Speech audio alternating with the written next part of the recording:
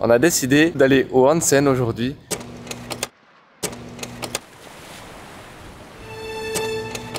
Salut, nous c'est Fiona et Brian, deux Suisses qui ont tout quitté pour voyager à vélo sur les routes du monde. Avec un faible pour les grands espaces et les belles images, on vous partage ici nos découvertes, nos rencontres et nos apprentissages. Prêt à contempler le silence du bitume ou savourer le bruit du gravier? Alors c'est parti pour un nouvel épisode. Installez-vous confortablement et bienvenue dans cette aventure. C'est bon, on donne nos premiers coups de pédale au Japon et on a laissé nos amis qui voyagent pour 4 mois ici en Asie et aujourd'hui ils vont chercher pour aller s'acheter un vélo d'occasion. C'était trop cool de discuter avec eux. Franchement une belle rencontre. C'est toujours pareil, c'est fou quand on rencontre des gens en voyage. Au bout de 5 minutes, on se connaissait déjà depuis un moment, on peut parler de tout. Il n'y a pas les barrières habituelles qu'on a quand on rencontre quelqu'un chez nous. On en avait déjà presque oublié qu'ici on roule à gauche et pas à droite. Donc encore chance on est sur le trottoir et on a réalisé qu'on avait déjà oublié qu'on devait faire ça.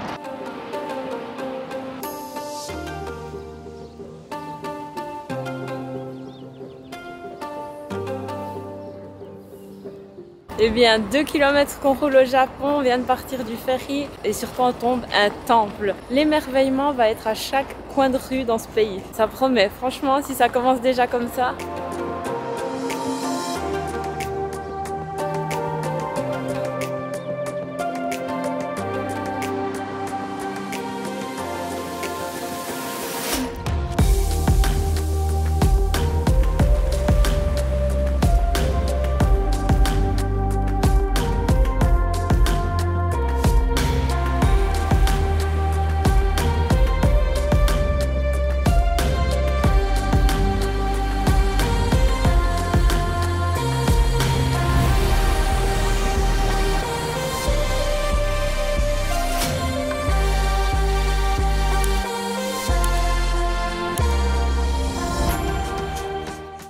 Deuxième jour au Japon. Hier, l'étape a été assez intense puisqu'on a dû faire environ une 70 de kilomètres pour arriver chez notre warm shower. En plus de devoir trouver une carte SIM, donc ça a pris du temps. Finalement, on a roulé de nuit. La nuit arrive très tôt, encore plus tôt qu'en Corée du Sud, donc ça c'est un peu embêtant. Et les routes sont beaucoup moins adaptées qu'en Corée pour rouler de nuit. On va essayer de se lever plus tôt. Et puis hier, on a eu un peu cette journée de transition où je pense notre cœur il a un petit peu resté en Corée parce qu'on a vraiment eu un immense coup de cœur. Et puis que tout était si facile et tellement dédié, parfait pour le cyclotourisme, qu'on a eu un petit mal de transition à passer de la Corée au Japon. On a un peu malheureusement comparé certaines choses, ma foi c'est un peu le propre de l'humain, des fois de comparer ce qu'il connaît. Donc la journée d'hier était un peu à la comparaison, mais en même temps avec la chance de réaliser le privilège d'être ici, d'être au Japon, de pouvoir rouler au Japon. Donc ça c'est vraiment très chouette. Et surtout aussi la chance de pouvoir être hébergé chez un warm shower dès la première nuit. Ça on adore, franchement c'est génial. Quelqu'un qui connaît le coin,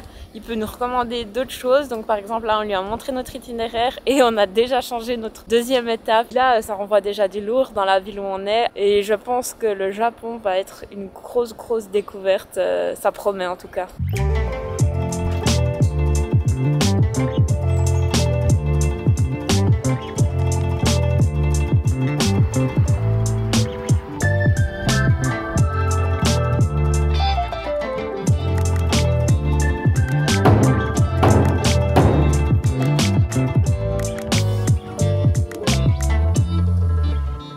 Alors on pensait que les Coréens étaient les fans total du karaoké, mais je crois qu'on n'avait pas encore vu le niveau des Japonais. Parce que là on vient de s'asseoir sur un petit banc pour dîner et en face de nous, le bâtiment est consacré aux salles de karaoké mais first class. Donc là, il y a la pub pour l'intérieur des salles.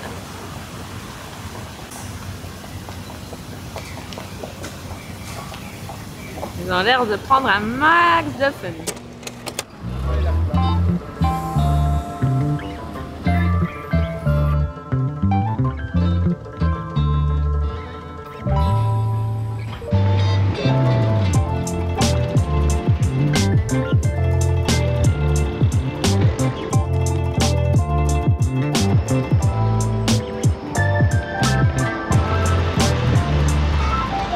Aujourd'hui, on prend un tunnel qui nous permet de traverser un bras de mer au lieu de passer sur un énorme pont.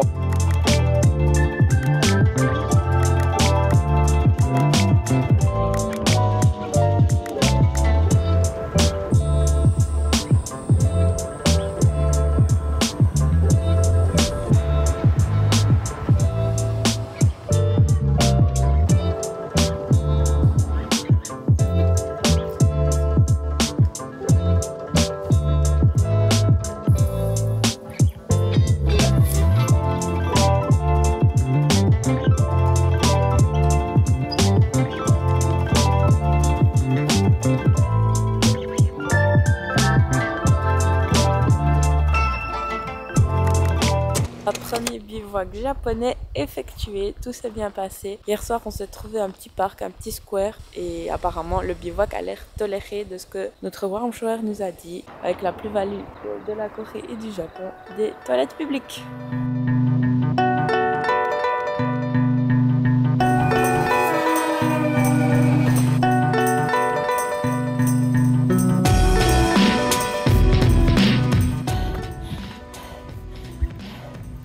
Ça va jamais se voir. Mais cette pente est tellement raide. Heureusement la vue est incroyable. Et ce qui nous attend en haut, tout aussi incroyable. Chaud, hein, jamais autant de peine à monter. Et pourtant, on est quand même les champions des montées raides. C'est tellement raide.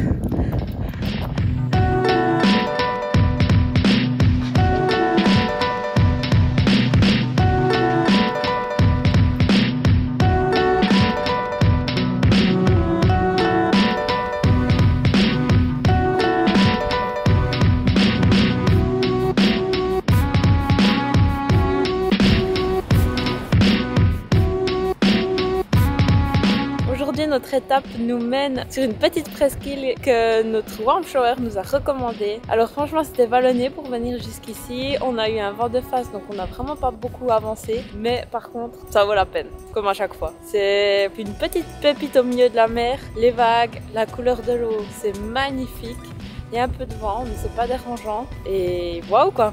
Et en plus vu qu'on s'est réveillé tôt ce matin, et ben là on va bien pouvoir profiter de notre après-midi, donc ça c'est la classe.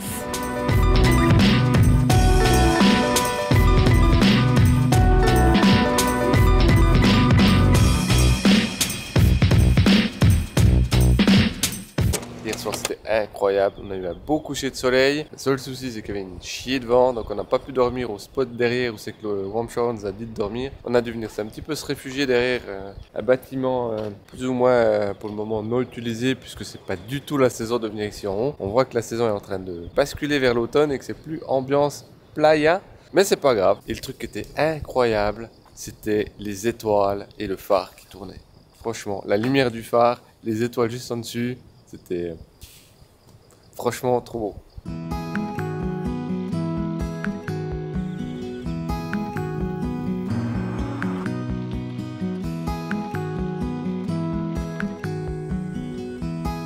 Quelle est la découverte du jour? Le supermarché japonais. Parce qu'on a fait quelques fois là les convenience stores, on a fait le 7-Eleven, on a fait le Family Mart, on a fait le Lawson et maintenant on vient de faire le supermarché. On a failli acheter tout le magasin tellement qu'il y a tout qui donnait envie d'être mangé. Et là on a quand même fait une petite sélection pour aujourd'hui. Du coup on a pris poulet pané, mais la panure est légèrement sucrée. Ensuite on a des petits sushis avec du saumon fumé, les edamame et ici les beignets de crevettes. Crevettes ou poule? Des beignets de fruits de mer. Bon, si vous n'êtes pas d'accord, il y a écrit ici qu'est-ce que c'est. Et en plus de ça, il y a un truc à retenir, c'est qu'on avait peur que le Japon coûte vraiment très cher. Et là, on a tout ça pour le dîner, plus le déjeuner de demain matin, plus encore un encas. Ça nous a fait à peine 10 francs.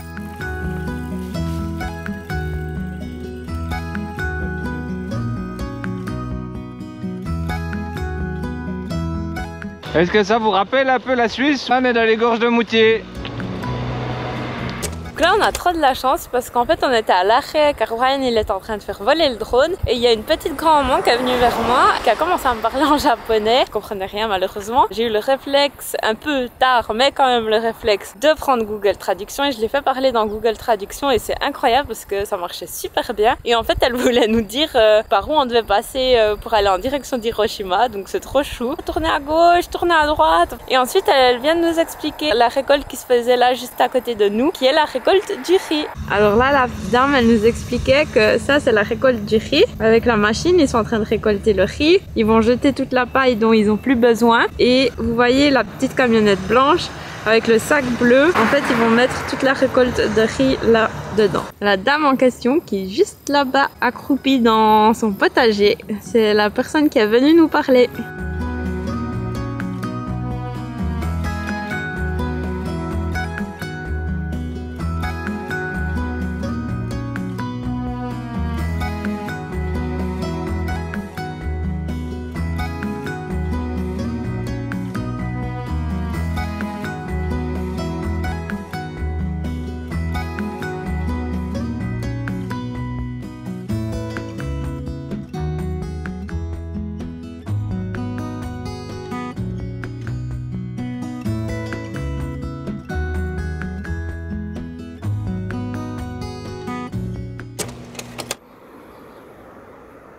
C'est qui est allé chez le coiffeur? Et moi, 6 semaines j'étais pas chez le coiffeur.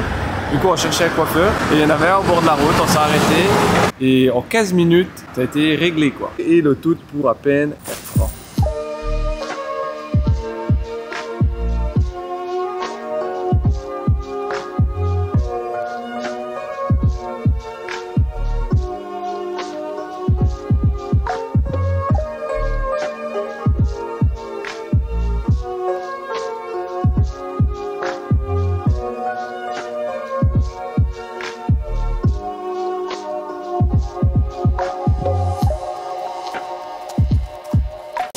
Et ici, l'autre truc fabuleux, c'est qu'il y a des automates à boissons, comme ceux-ci, partout dans les rues. Il y a en tout cas à chaque fois de l'eau, du coca, un Fanta, et puis après plein de trucs à eux, genre café, lait, thé. Vous pouvez pas mourir de soif dans ce pays, impossible.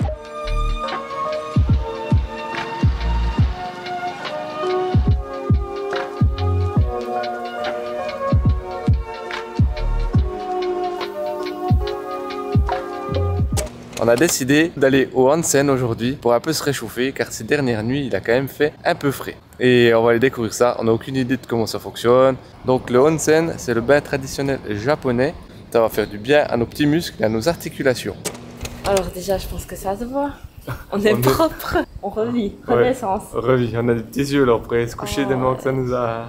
C'était génial, c'était génial. Pour 5 francs chacun? Une douche, des bains, un jacuzzi, un sauna, des shampoings, de quoi se laver comme jamais. Autant vous dire que quand vous êtes en bivouac, en fait c'est le paradis le onsen. Du coup tout ça, vous rentrez dedans, vous enlevez vos chaussures avant de rentrer. Point important, il y a une machine à sous et vous mettez l'argent pour payer. Ensuite vous pouvez mettre vos chaussures dans un casier. La réceptionniste elle va vous donner une autre clé pour votre propre casier. Il y aura juste à vous recharger. Vous lavez avant d'aller dans les premiers bains. Ouais, moi j'avais 3 bains à l'extérieur aussi. Ah non, il y en avait 2. Ah sérieux? Ouais. Non, 2 bains à l'extérieur, un jacuzzi à l'extérieur. Non, il y avait un bain à l'extérieur.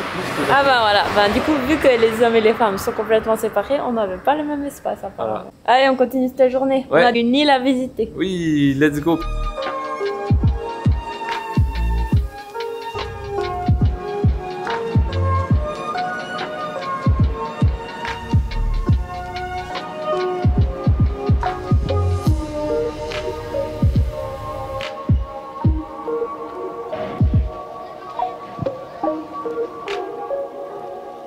Elle attend, c'est l'heure d'aller au resto. Je veux les restes. L'île de Miyajima est principalement connue pour son célèbre tori, ce portail traditionnel japonais planté dans l'eau. Mais vous y trouverez également d'autres curiosités et spécialités telles que les huîtres chaudes et les petits gâteaux en forme de feuilles d'érable, les momiji manju. L'île est aussi connue pour ses biches en liberté, très habituées aux touristes. Alors là, on vous offre une séquence de vraie vie dans la vie de cyclo-voyageurs, c'est-à-dire le matelas de Brian qui est percé depuis plusieurs semaines déjà. Et du coup, on a pris la gourde dans la tente et on allait remettre des petites gouttelettes, tu sais qu'elle est thermosoudure. J'ai retrouvé 3 nouveaux points. On trouve assez facilement ces défauts de fabrication là. Une nuit de bivouac en plus. Et pas les moindres, il a plu toute la nuit. Donc plus qu'il est encore un peu tôt, on va aller voir le fameux tori qui est planté dans la mer. Et ensuite on va aller prendre le bateau, direction Hiroshima. On a une petite nuit d'hôtel qui nous attend pour recharger toutes les batteries. Car là on a atteint le max du max de ce qu'on pouvait faire sans devoir charger. On a même finalement utilisé les iPads pour charger nos téléphones. Et oui, avec un iPad on peut charger un iPhone, ça c'est la grande classe. Et là on va aller finir de démonter notre tente et on va y aller quoi.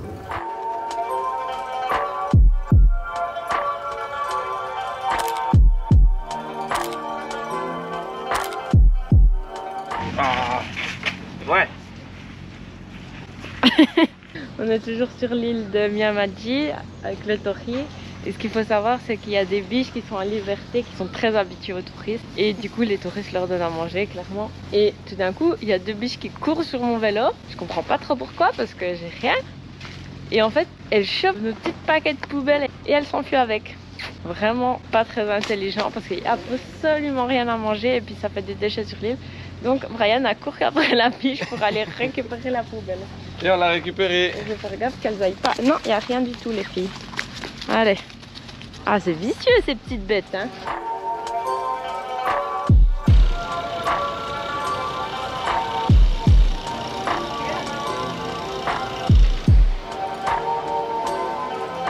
Voilà, c'est déjà l'heure de rentrer de notre petite virée sur l'île de Miami et ça vaut vraiment la peine.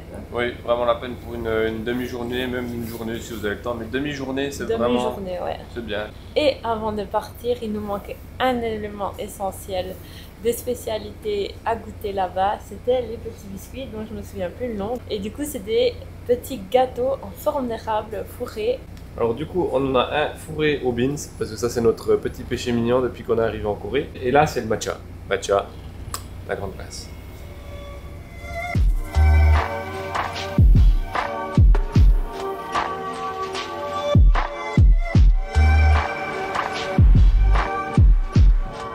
Direction le centre commercial, car on en a marre de ce matelas qui se dégonfle, donc on va essayer d'aller en trouver un en attendant de recevoir le nouveau modèle. Oh, il y a des soldes. Est-ce qu'il y aurait des soldes en même temps? Alors voici le rayon des matelas pour sauver mes nuits. C'est pas la folie. Je me dis que ce modèle, plus ou moins moyenne gamme, bas de gamme, devrait faire parfaitement l'affaire pour les prochaines nuits d'ici à ce que si tout se mit. Moi on envoie un sous garantie à Taïwan.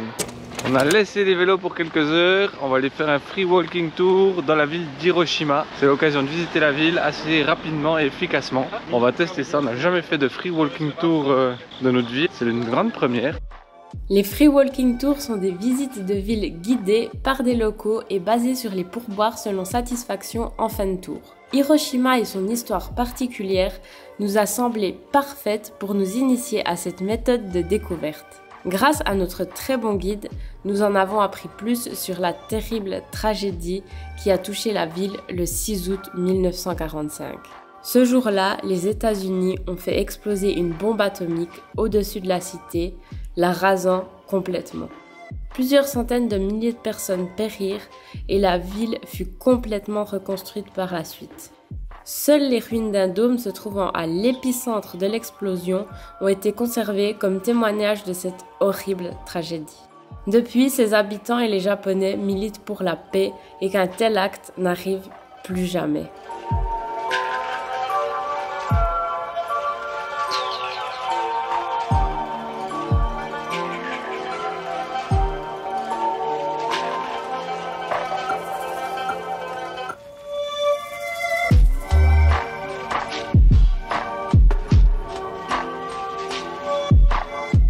Voilà, on est arrivé au bout des 2 heures de visite avec notre guide ici à Hiroshima et franchement c'était tout béné. On a appris plein de petites anecdotes. Vraiment le bon plan. En une après-midi on a vu plein de choses, on a appris plein de choses. Ça c'est vraiment le bon plan.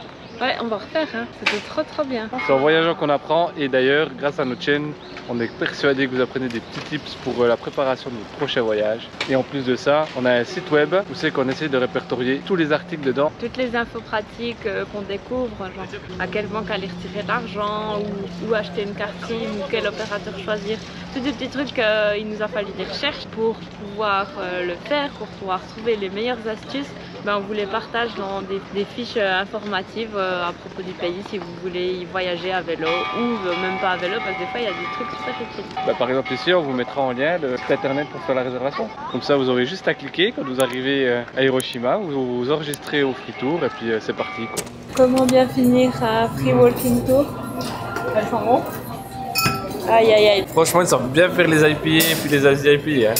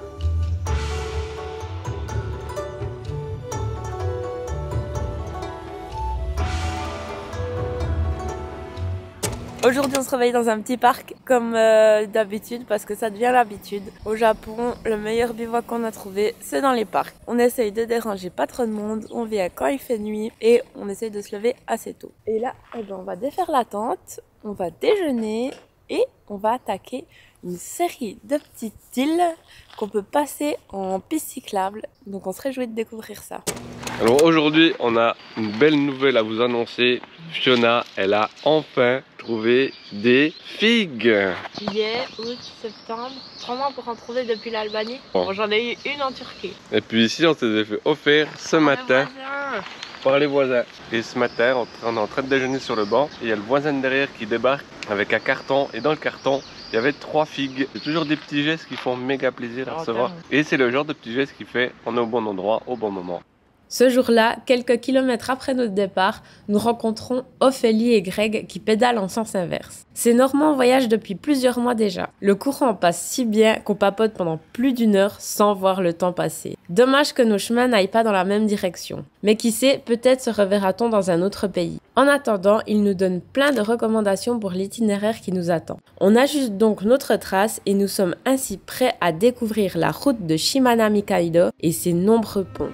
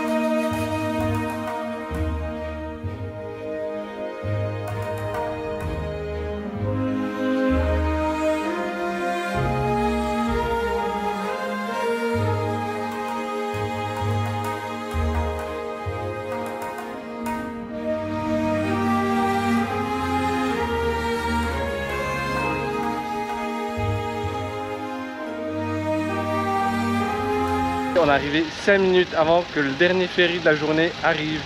C'était pas possible d'être plus dans le timing qu'aujourd'hui. Le bateau arrivait, se posait, on chargeait et on partait. Et ça, c'est des choses qui font vraiment plaisir en voyage. C'est des moments où c'est que c'est pas du hasard. Hein. Il se cache quelque chose d'autre derrière. C'est des beaux événements qui se profilent durant l'aventure quand rien n'est planifié. Et ouais, il faut pas toujours avoir quelque chose de planifié, il faut de temps en temps. Ouais. Faut savoir être flexible puis changer son plan à la dernière minute. Et c'est ce qu'on est en train de faire au Japon. On change de plan tous les 3-4 jours. C'est l'aventure tout simplement. Ça me met la chair de poule de vous raconter ça parce que franchement, aujourd'hui, c'était dingue quoi. Donc on arrive simplement au plus beau spot qu'on ait fait au Japon pour le moment. On a le droit à un magnifique coucher de soleil juste là derrière. C'est juste incroyable. Et ce soir, on dort là-dedans. Franchement au top. Du coup là on remercie la belle communauté cycliste qui voyage actuellement, même ceux des années précédentes, parce qu'il y a toujours de quoi se partager un petit tips. Et du coup on se retrouve à ce genre d'endroit grâce à d'autres personnes, grâce à un bon timing, grâce à notre bonne étoile.